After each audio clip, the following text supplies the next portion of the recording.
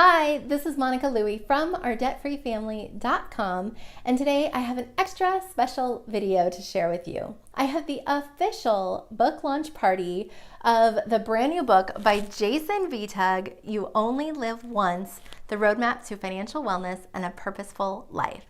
And I was honored to join Jason live during the launch party that we did last week on Blab. And also joining us was Melanie Lockhart from DearDebt.com and Travis Johnson from MillennialMoneyCoach.com. And of course, we talked all about the book, but my favorite part was near the end when Jason asked us to explain what financial wellness and living a purposeful life means to us. And I invite you to stay until the very end because I will be telling you exactly how one lucky viewer can get their very own copy of Jason's brand new book. Before we start going, I really want to thank Monica for taking on the lead as my book launch manager. Yes, thank you. She's done such a great job. I really wasn't thinking about anything fancy schmancy with my book launch. I had all these ideas, and Monica took my ideas plus her ideas and made it into a reality. I mean, if you are thinking of publishing a book, I'm just going to say it out there. Talk to her. Well, thank you. It's been an honor, Jason. It's been so great to work with you through this. And then I'm looking forward to working with you on the road tour as well. And so this has been a super fun process. I've never done anything like this, but it's been a learning experience for sure, but it's been just so exciting to be just a small part of this book that is now in people's hands. I'm so excited to be a part of it.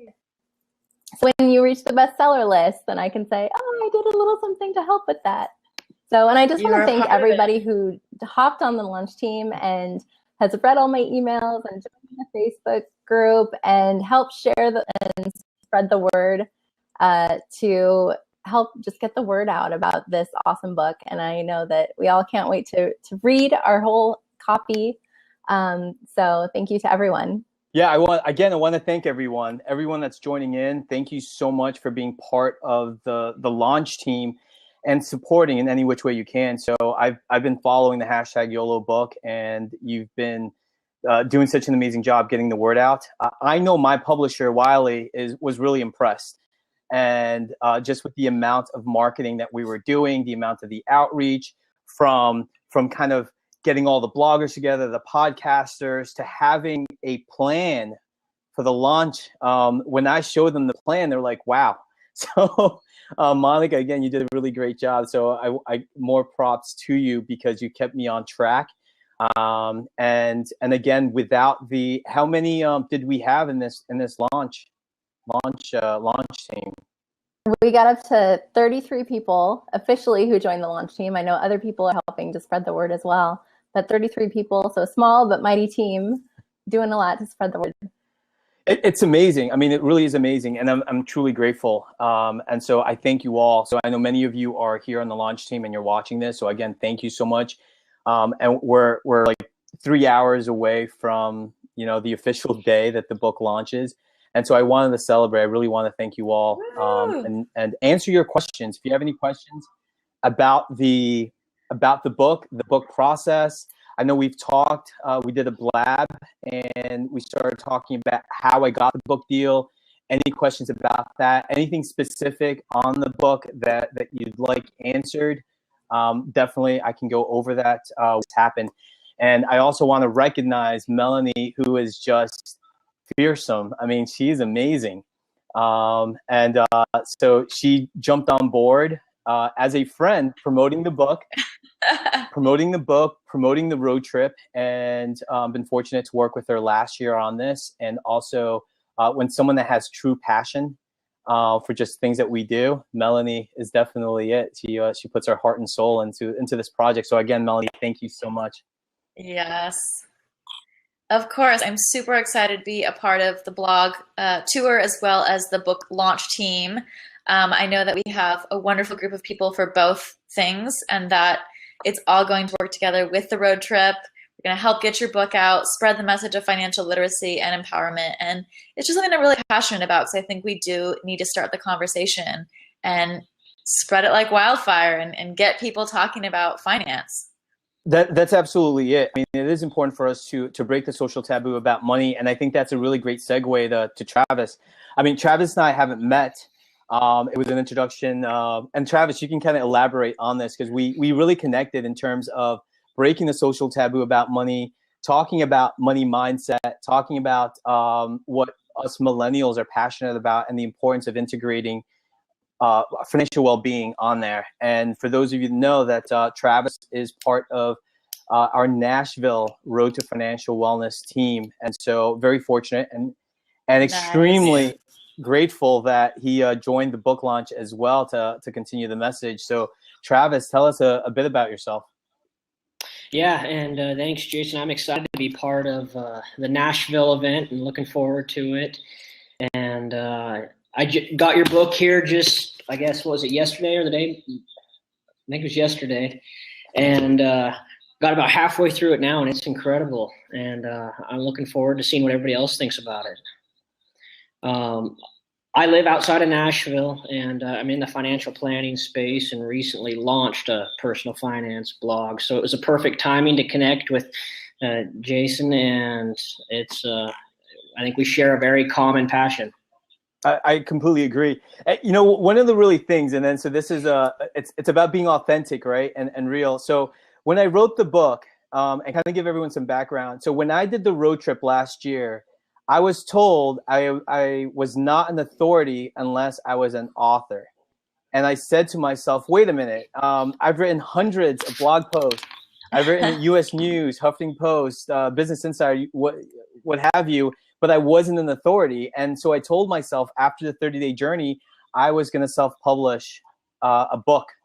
And I was going to do whatever it took to get kind of my thoughts into some pages that people can have and hold. And so the power of sharing your dreams out into the public, the power of sharing your dreams out socially, it truly is amazing. So with that, with the few words of saying, I am writing a book, I'm thinking of self-publishing, a good friend of mine who I've known for a few years, has been following my journey. She sends me a Facebook message and says, oh, you want to write a book? My son works at Wiley. And I have to admit, I didn't know Wiley, but I did know the books that they publish, which were the For Dummies books. And that led to this book deal, and that led to the book launch team and to kind of the release of the book tomorrow. And again, it's funny because like in the book itself, I talk about sharing your vision for your life, being very vocal about it. Because you'd be surprised with the amount of people that share your passion, how I connected with Travis and how we connected with our money mindset and being passionate and purposeful in our attempts at crafting and creating a life. Melanie and her passion and everything personal finance and just living and helping people. And Monica's business smarts, just with getting everything organized and the passion that you've displayed. And so I'm really excited. And also nervous, I have to say, because when I wrote the book, it was mentally draining and emotionally draining. And so when I wrote it, the first time I sent the manuscript, the publisher sent me a development editor, and they said she read it for about a month, and she gave back to me, and she writes, "You have an interesting story, but." And a page full of like recommendations to make changes. So the actual manuscript that I wrote was completely different from the final product, and that had a lot to do with the feedback, the editing process. But definitely, I think the voice, the kind of core and the heart of the book remains true. And so I'm very happy with the book and very curious what everyone's thoughts are. And definitely providing your feedback on social and all that good stuff. If you had to explain your book in 30 seconds, what would you say about it? What's your elevator pitch about your book, Jason? You got to practice. You're putting me on the spot. Yeah, you better. Your event's tomorrow. Let's get it started. We're preparing, so- we're practicing. Well, okay. So you only live once. The roadmap to financial wellness and a purposeful life redefines our generation, millennials, the millennial mantra of YOLO, into a practice of money mindfulness, getting us to be more conscious about how we spend, how we save, and how we live. Love it. That's perfect. Succinct. Hopefully everyone heard that, because I just got to make sure that this is recording and I'm able to play that back to myself. Write it down. Yeah. So one of the key things that people have been asking me is kind of some of the behind the scenes things, and I thought this would be a great way for Monica to kind of share the process that she undertook in terms of crafting the plan, the timeline, and be honest about like trying to poke me in every single way, like text message, Facebook message, phone calls to say, hey, Jason, have you gotten this done? Yeah, so my only experience was that I was just recently on Pat Flynn. If y'all, I'm sure most people here know who Pat Flynn is, from Smart Passive Income. I was just on his launch team for his book, Will It Fly?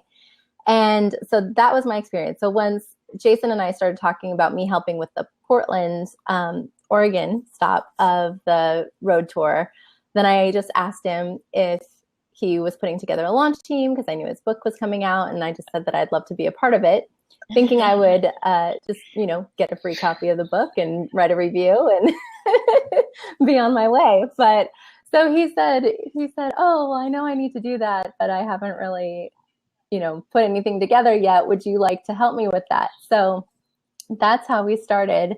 And so I just really kind of copied Pat Flynn's process with Daniel Decker. He worked with Daniel Decker, who has done a lot of book launches, and really getting books visible and spreading the word and making sure that reviews are getting posted timely so that books can be more visible in Amazon.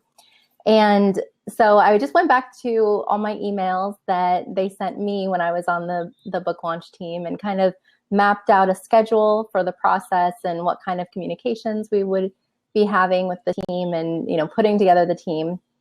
And so I just worked with Jason, and I was a little nervous when we didn't get started right away. There were a couple weeks there that I was kind of waiting for him to be ready, but then I understood that he didn't have copies of the book to give away yet. So that was the purpose for the wait. So it's been a lot in the past few weeks, but I love how everybody has jumped on board and have been willing to help and spread the word. And I love how so many people are here tonight, and I recognize so many faces up there from the launch team and names in the chat. So thanks to everyone. And it was really just about, figuring out a schedule and trying to get people the books. We really tried to get the people the books earlier so that you could have time to read them, because, we understand that you want to be able to read the book before you give a review. But unfortunately, that was out of our control. So Jason did the best he could to get the books in everyone's hands as soon as possible. And so then just really communicating with people and sharing updates and wins, and we put together a share page to make it easy for everyone to share. And then what else did we do? We tried to be creative in getting communication going with the team, and getting everybody excited about the book. Well, thank you so much. I mean, what I do want to say, that is funny, because I forgot that little story that we were talking about Portland, and I somehow got you into managing the book launch.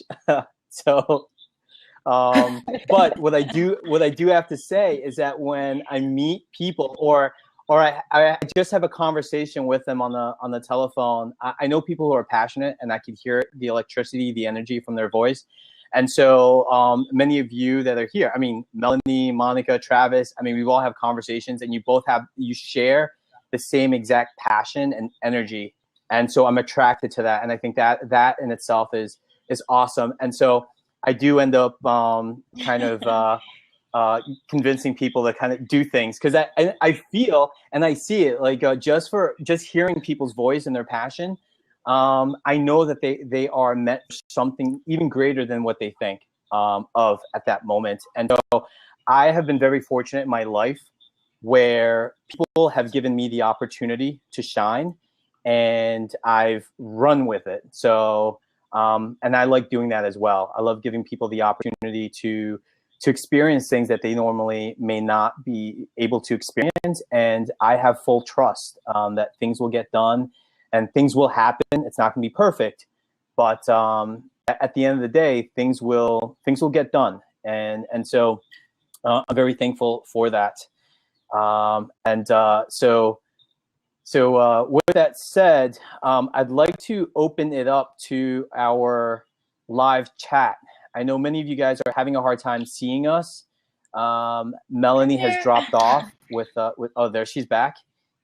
And so feel free to ask any of us any questions that you have in particular about the book launch, and how the book is going to be integrated into the road trip. And maybe that's something that Melanie can add to about that. So I do want to say the Road to Financial Wellness is a grassroots and social campaign to empower a generation to live their dream lifestyle through financial knowledge. And it's something I started last year. It's continuing this year. And I'm amazed by the amount of financial educators, advisors, CFPs, financial bloggers that are part of this epic journey, 15,000 miles this year. Mm-hmm. The book is a subset of that. So I wanted to make that clear that although the book is integrated into this road trip, the focus is hearing the stories and the conversations of people all around the country. And what I'm hoping is that the book ties everything in as well and nicely. So Melanie can talk about that a bit. Yeah, so Jason and I have been working together for the past, I think almost 2 years now. So he initially got in touch with me in December 2014 to tell me about his idea. Just had a very faint idea, and I was like, oh, that sounds kind of crazy. And then we really started fleshing out the idea in March 2015. And can you guys hear me? Yeah? Okay, I'm having a weird echo. In March 2015, we started to plan last year's road trip, and it was 30 days in 30 cities. And it was a crazy experiment, something that we did with, over 47 bloggers and podcasters. This year, doing it even bigger, even better. We want to spread the message of financial empowerment and financial wellness to millennials all over the nation, to everyone, of all ages, to really spread the message and get people talking about money. It's something that is the last taboo. I sort of joke that we always say that you'd rather talk about how many people you've slept with rather than like money or your debt or your income. Money is the last taboo, and we're really trying to break down those barriers and those conversations and getting people, started with the conversation, just talking, having a conversation. And the road trip is really a vehicle for the conversations. It's a vehicle for getting people together in person and online. And the book is a resource, essentially. So, we're doing this crazy journey again. We're so excited to have people like Travis in Nashville to help out with the events. We're having an event in Elizabeth tomorrow, and then an event in New York on Wednesday, which we're really excited about. And, we're going all over the country to meet with people in person, having grassroots conversations. And we're really, really excited. Yeah, it's really great. So someone had sent me a text message asking I should talk about what does financial wellness means. Yeah. What does it actually mean? So they're listening, but they're not able to send in the live chat. So that's quite interesting. But I think before I answer, well, let me answer. I think financial wellness for me, it's about your health and wealth. It's the overall quality of your life. And I think I'd like to hear from all three of you. We'll start with Travis in terms of how do you define financial wellness? Yeah, I really like how it was put kind of in the introduction of your book. And that really resonated with me in that it's going to be unique to each person. And whether they're, current, I mean, whatever stage that they're at that, whether they're, I mean, unhappy with their job or kind of living for someone else's dream. Everybody's got the opportunity to do it, and they just need to accept, I mean, the knowledge, like you said in there, knowledge is powerful, but financial knowledge is life-changing. And I mean, any of it's possible if you're willing to learn and kind of pursue your dreams and take action on it. And I think that's the biggest thing. And once you can understand and achieve that, you have financial wellness. And it's just kind of the most important part is following what the life you want to live and not what you're going to settle for just based on social norms. Definitely. Absolutely. Yeah. And one of the key things that I like to point out is the Joneses, right? We hear that, keeping up with the Joneses. And so I address that in the book. And it's funny because if you're keeping up with the Joneses and you're making the purchases your neighbors, your friends, or your family members make that doesn't align with your values, you're not living your life, you're living someone else's. And that is important for that awareness. And so we'll move up. Monica, so how do you define financial wellness? Well, I agree that it's personal to everyone. Everyone is going to have their own sets of values and priorities, and you talk about that in the book as well. For us, for my family, I think financial wellness means that you're on the path to financial freedom. So whatever that means to you. But for my family, that means a life of debt freedom. So we're currently on the path of becoming completely debt free, including our mortgage. And but just having, I think, that security of knowing that you are living according to your values and that you're in control of your money and understand your spending habits, where your money is going, and that you're, living true to your values based on how you're spending your money and where your money is going. And so if travel is a huge, important part of your life, then your money is going to be put more towards traveling. If it's, towards education, it's going to be put towards education. So just getting very clear on what matters to you, and then being on the path to achieving those goals. Melanie? Okay. Yeah. Hi. Financial wellness to me, I think, means being able to take care of yourself financially in a way that it's not just about saving for retirement. It's not just about saving for the future, but it's actually using money in a way that creates more opportunities for you, right? I think we always sort of hear these ideas of saving money for the disasters in life, emergencies, retirement, and that's all super necessary and important. But I think financial wellness also is about saving for the opportunities in life, saving for, your values, being able to spend money on things that are really 100% worth it to you. And what's worth it to me might not be worth it to you, but it's being able to have that freedom and say, this experience is worth it to me and I will never forget it. I recently paid off my debt in December 2015. I paid off $81,000 in student loan debt, and it was the best thing I've ever done. And I recently celebrated in Italy with my mom, and it was a life-changing trip. And to be able to take the money that I was putting towards debt to go to Italy with my mom was such a wonderful, incredible experience. It was her very first time going abroad. I finally dragged her with me, and it was such a wonderful experience. To be able to put my money towards that, it's priceless, right? So I think financial wellness is really being able to take care of yourself, to be able to take care of your family, to be able to save up for those opportunities that come once in a lifetime, and to spread joy to other people as well is my definition of financial wellness. That's great. As everyone here has mentioned, financial wellness can be defined in so many different ways. And it definitely is about the quality of our life, whatever that may be, right? How do we define what a quality, how to live with a quality? I'm losing words here, but so a lot of the key things too is I hear financial wellness in terms of entrepreneurship, in terms of financial freedom and however they define what that freedom means to them, it's really interesting because for me, as when I left corporate America and I was working 60 hours a week, I thought that was a lot of hours. And no matter how many hours I worked, I still got the same amount in my paycheck. And so when I changed and I moved on to entrepreneurship, I thought I could lessen the amount of hours I was working. I'm actually working more hours. And what's interesting is that Yes.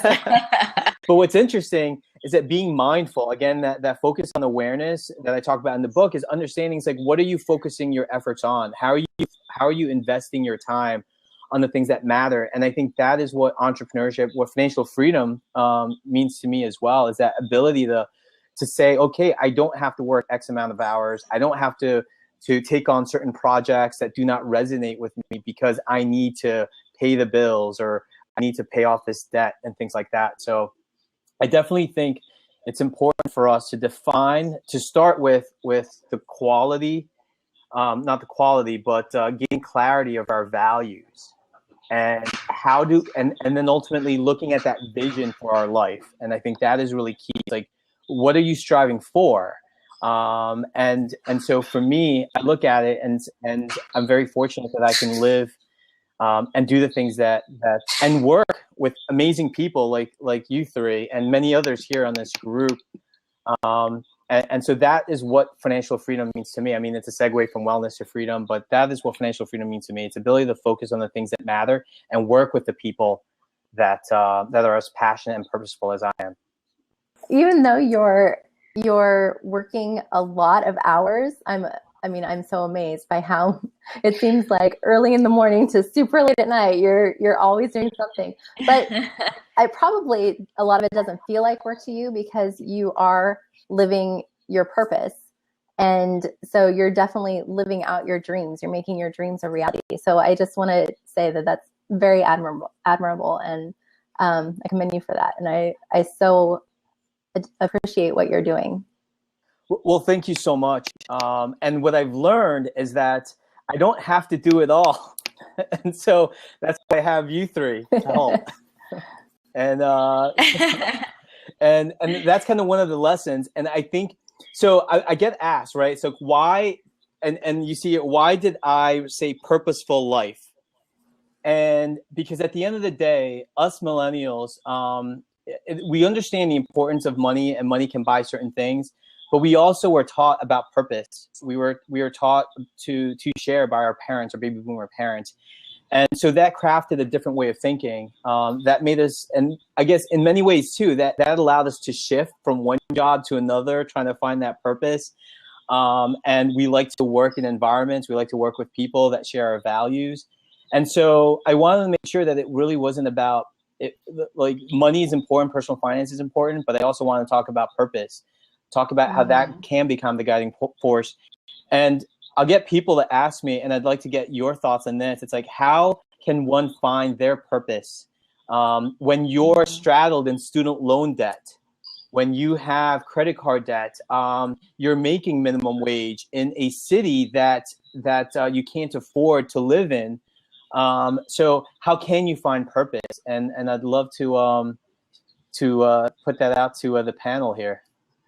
Yeah, first, I would like to answer the question, but first go back to what you were saying about purpose and millennials. So I think, millennials have shifted with their purpose because, we grew up thinking that we could do whatever we want, that as long as you work hard, you can do anything, right? And we've seen our parents who have worked hard, have a retirement, have a career, and then the Great Recession happened. And many of our parents' retirement portfolios tanked. Many of us got into student loan debt. The American dream that was so-called promised to us suddenly didn't really pan out the way it was supposed to, right? And many of us felt sort of like, wow, this work hard, go to school, do all the right things isn't really leading to financial success or career success the way it had for previous generations.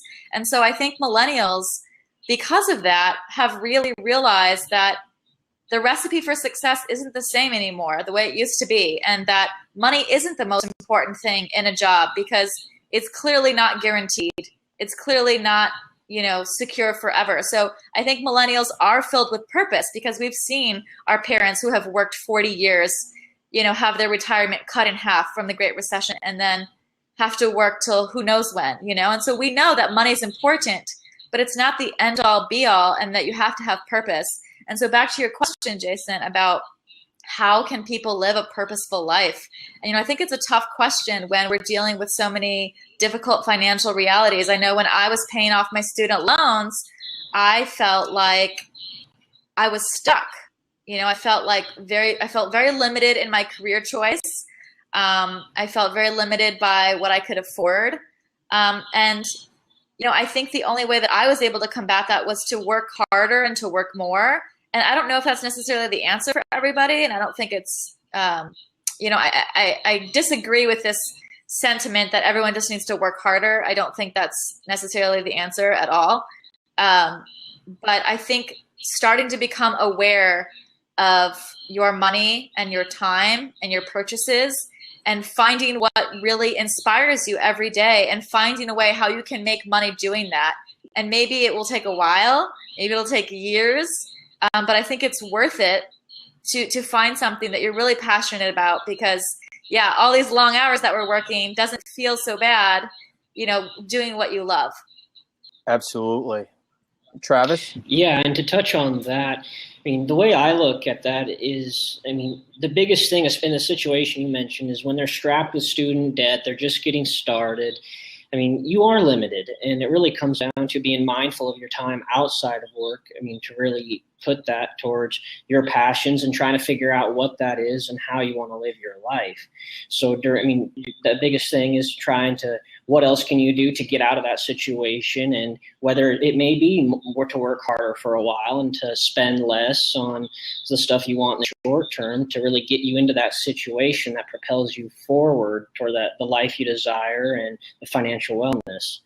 And it really comes down to the self-awareness and having the discipline to pursue that outside of work. You're going to be tired. You're going to want to sit down and relax and just chill. But any time outside of your day job that you can put towards your passion and your goals is going to be what moves you forward quicker. Whether that's the amount of time you spend, the money you spend and save.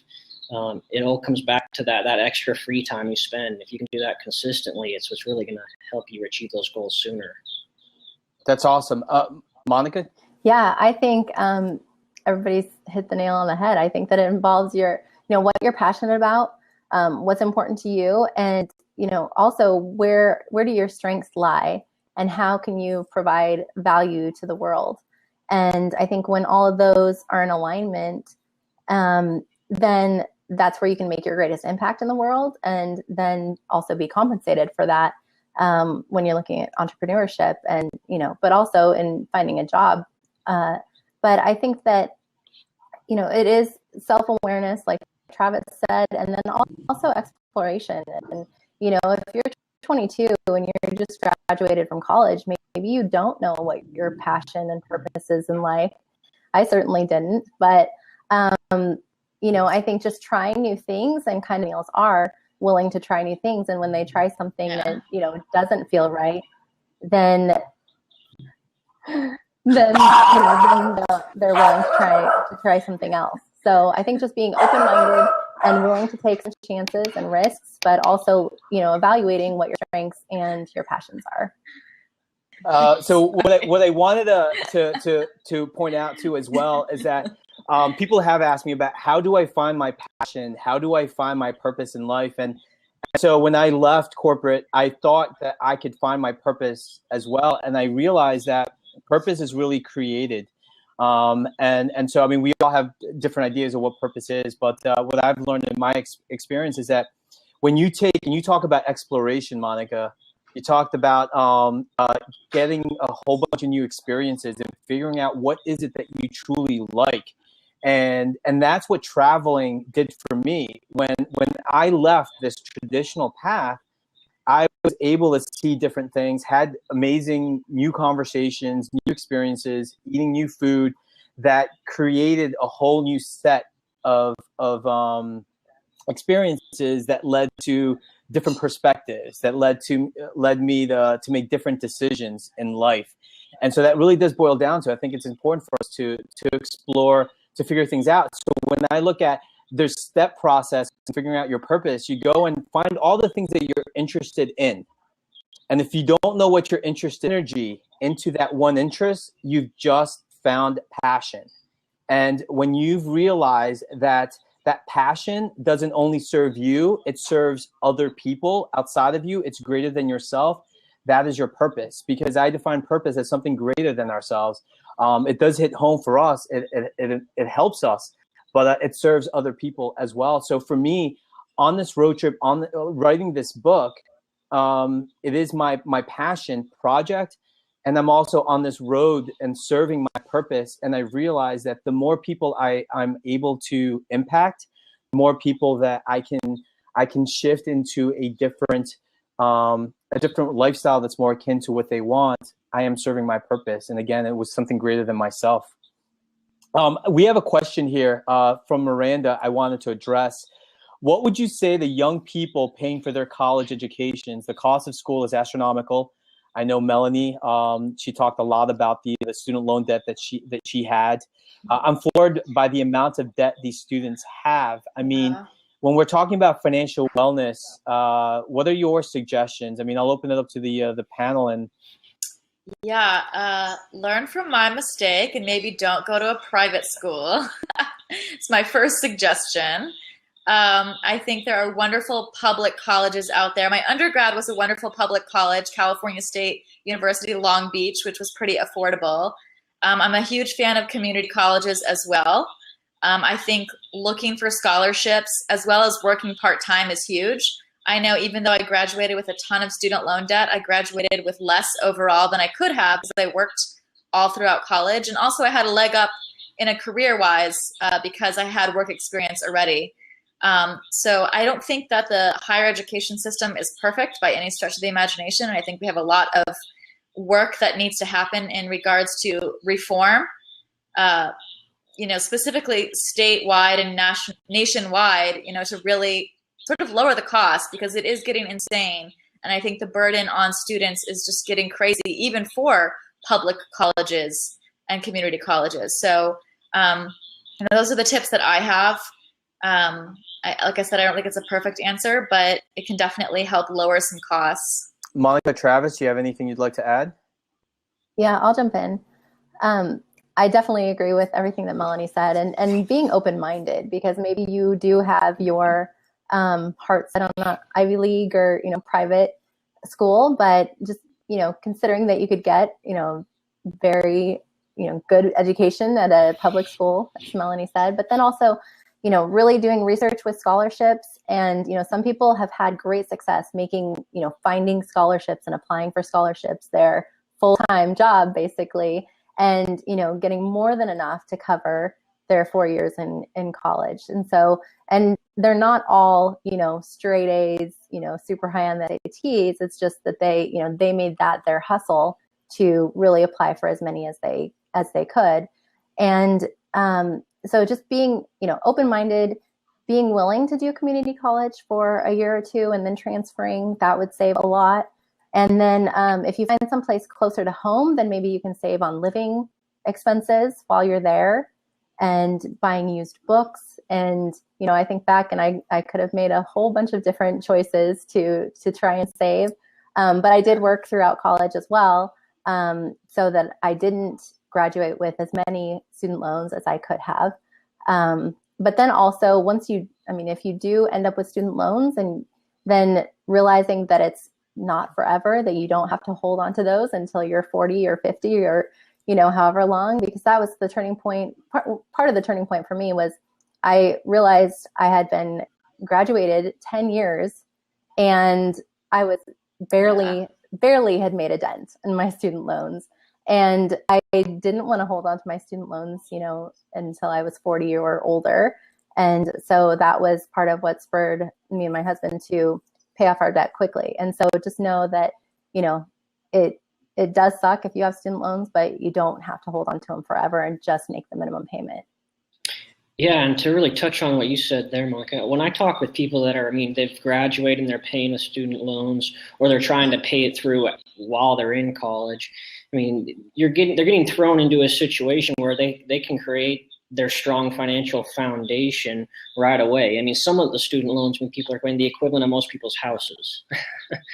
um, and that really, if they can start that early on, I mean, in college, I mean, where you can try to add a little side income there, minimize your expenses. I mean, used books, living at home or with friends and family, anything you can do early on to plan for that and try to minimize the student loans. I mean, it's obviously very difficult, but that discipline early on is going to go a long ways. And like Monica said, I mean, it's not forever. If it does take longer, it's nothing that's going to derail you from your plans. As long as you do plan, I mean, create those financial habits early on, and having those student loans are going to be a good driver to help you create those financial habits and give you something that motivates you to kind of pursue those goals and get it done quicker. Kind of a rattled answer, but it's a start. And I would just like to add something as well, that it may be an unpopular opinion, but I do not think everyone needs to go to college. I think there are many high school students that they are getting pushed into college because it's what they're supposed to do, and they think that's what they should do. Their parents want them to go, but maybe they would be a better entrepreneur. Maybe their skill set actually doesn't need a degree. And like I said, I think a college education is a good idea for most people, but I don't think everyone is a good fit for college. And I think high school counselors should really explore other options as well and be honest and say, here are a variety of paths. College is one of them, but it's not the only path. And I think that's something that people should think about. And also just look at what those other things are, because I don't think everyone needs to go to college. Melanie, I do echo your sentiments about college. I think education is important, and there are different types of ways to become educated. And I think I get a lot of when I do talks around the country, and I know Doria had mentioned kind of what is kind of the unevenness of financial wellness from state to state. But all across the country, there's a lot of talk about millennials being overburdened by student loan debt. Why did we take on so much student loan debt? And then I turn it back to the baby boomer that's asking me this question. And I would have to say, you told us how important you have to go to college. You have to. Yet you did. Yeah. And you did not plan on how to send me to college. And then, oh, you're so entitled. Yeah. It's really important to stress that in our society, we do talk about the importance of college education. And again, for me, education is key in improving our life. But there are many ways to educate ourselves, like what you talked about. And so I think it's important for us to understand that as well. I mean, there's a talk about online schools gaining traction by Miranda. Some of them might be less expensive, but some of them are actually on par with some state universities. But I really think, and I just want to bring it back to the book, gain awareness of really what is it that you want before you invest your time and money on something you don't necessarily want to do for the rest of your life. And for me, I think my story is that I delayed going to school for a year, not by choice, but by financial circumstance. And that enabled me to work and experience something completely different. And so when I went to school the following year, I was more purposeful in terms of I want to get out of school in 4 years. And so while my friends whose parents were paying for their college education, they were in school longer than I was.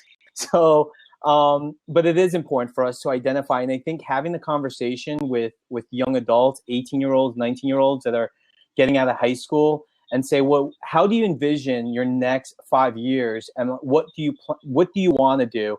And if you don't, let's figure out an alternative path. And I think I want to echo President Obama's daughter Malia for taking a year off as well and figuring things out. I know in Europe there is gap years as well, And I'm a big proponent of gap years. I mean, I took a gap year when I left corporate America to figure out what I was going to do. It allows us to gain new experiences. It allows us to shift our focus and also say, hey, am I spending my money on the things that matter to me? Or am I willing to straddle myself to more debt that will prevent me from living my dream lifestyle? So I think that is important. And what I'd like to do, I know we're kind of going up to the to 10 o'clock. Just some final statements in terms of financial wellness and any other announcements or things like that you'd like to make. Yeah, I'll start. So I think, financial wellness, just one tip, is really thinking about your money differently in the way it relates to your time and what it affords you, and really looking at all of your purchases and how it aligns with your life, and being, super clear about what is working for you and what is not. And really sort of loving yourself and loving your money, and also not feeling guilty about treating yourself occasionally. I think that is part of financial wellness. And then some announcements. If you guys are in Elizabeth, New Jersey, we will have an event tomorrow. If you're in New York or you have friends in New York, we have an event on Wednesday. You can find all of the events on theroadtofinancialwellness.com. And so happy about the book. And, I'm so happy to be part of this team. And I think it's super, super great. All right. Well, I definitely agree with financial wellness. I think it's just being aware of what you really want out of life and making sure that your spending habits is in alignment with that, and understanding also that your current situation or your past, it doesn't have to limit you. I think a lot of people think that, I'm traditionally not good with money. And I definitely felt that way when I was in my 20s. And now I can say confidently that I think I am great with money. And so just, whether it's your current income, your money habits, anything you can turn around, you can change, and you can improve in the future. And so just making strides to really think big about what you want to achieve in your life, and then creating those goals and working towards those goals. And as far as announcements, we have 5 hours left on the book pre-orders. So if you haven't pre-ordered your copy, go to jasonvtug.com/YOLO pre-orders. And so you can see what the pre-order bonuses are there, and purchase through Amazon or wherever else, and submit your information so that Jason can send you your pre-order bonuses. Travis, any last thoughts on? Yeah, the last thing to really add, and for those listening to this and that will listen to this, is just early on, trying to work on financial wellness and achieving that level of wellness and financial freedom and independence. The biggest thing that I find that helps me is, just finding a network of people that are like-minded and wanting to accomplish the same thing. With the Road to Financial Wellness, it's a perfect opportunity to find like-minded individuals. Everybody that goes to these events most likely is going to have kind of, in some capacity, the same desire. They want to achieve financial wellness. It may mean something different, but they're all kind of on the same track. So, getting yourself around those positive individuals that can motivate you and help push you forward, having that accountability partner or a group is going to be huge, and it's helped me out a lot. Great. Well, thank you all so much. My last thoughts here is thank you again for being part of this book launch team and spreading the word for You Only Live Once, and for being part of the Road to Financial Wellness that's both kicking off tomorrow. So it's going to be a really crazy day tomorrow. And one thing I do want to leave off is that you only live once. Define what living once means to you. So that's your definition. And again, thank you. I do want to add, if you want to meet Travis in person, he will be at the Nashville event. So that's theroadnashville.eventbrite.com. Make sure you register for that. We'll also be, yes, Miranda, we'll also be in DC on June 13th. A lot of these events are heavily attended. So if you're listening now, you want to make sure that you RSVP for a location near you. And if you are listening to this later, make sure you follow us in this journey, and also RSVP for future events across the country. So it does start June 7th. It ends September 21st. Again, thank you so much, Melanie, Monica, and Travis, and everyone else that joined us on this. And we'll see you on the road. Thank you. Thank you. Thanks, everyone. Thank you. Thank you very much. Thanks for having me on, Jason. All right, I hope that you enjoyed the party as much as we did. And as promised, now I'm going to tell you exactly how you can enter to win to get your very own copy of You Only Live Once. All you need to do is head over to my Facebook group called Your Debt Freedom Family, and you can find that at ourdebtfreefamily.com/yourfamily.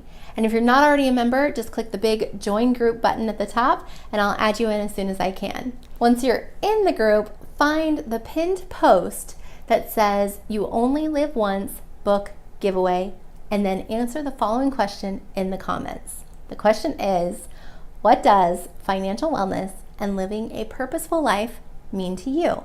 You have until Tuesday, June 21st at 10 a.m. Pacific time to submit your response, and then I will randomly choose a winner on Tuesday the 21st and notify everyone in the comments below of who won the book. So I cannot wait to read your responses. Go ahead and go to ourdebtfreefamily.com/yourfamily to submit your answer. And if you like this video, subscribe to my channel, and I would be honored if you would share this with your friends. And remember, keep moving forward toward your goals.